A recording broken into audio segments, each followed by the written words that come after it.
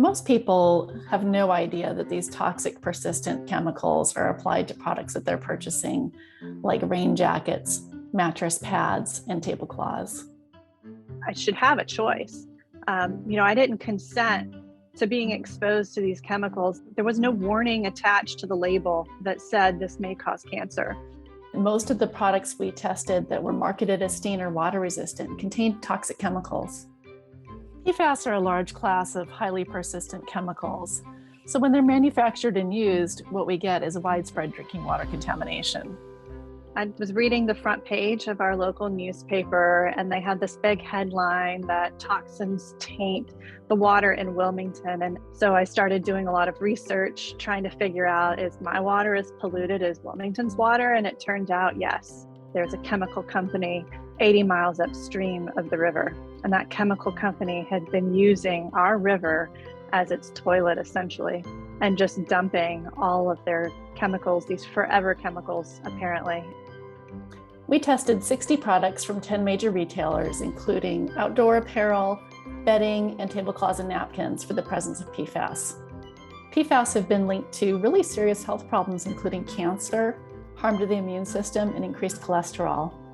We found that alternatives are widely available, and we're really disappointed to find out that companies like REI, Dick's Sporting Goods, and Amazon are still selling products that use PFAS for stain and water resistance. Companies should not be polluting drinking water to make these products that are just, in my mind, they're convenience products.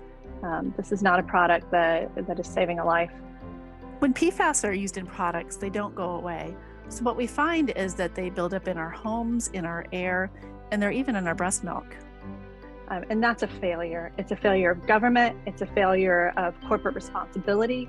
And quite honestly, at the end of the day, my kids should not be worried about infertility or developing cancers or having diabetes or any of the multiple major health risks that we're seeing associated with this, just so a company can meet a profit line. Retailers like REI should be making sure that all of the products they sell are free of PFAS and that alternatives that are in use are indeed safer. We need lawmakers at the state and federal level to follow the lead of Washington State and ban PFAS in key products. Everyone can help make our homes, schools, and workplaces safer and protect the fish and wildlife that we love by calling on our government and industry leaders to move away from PFAS as quickly as possible.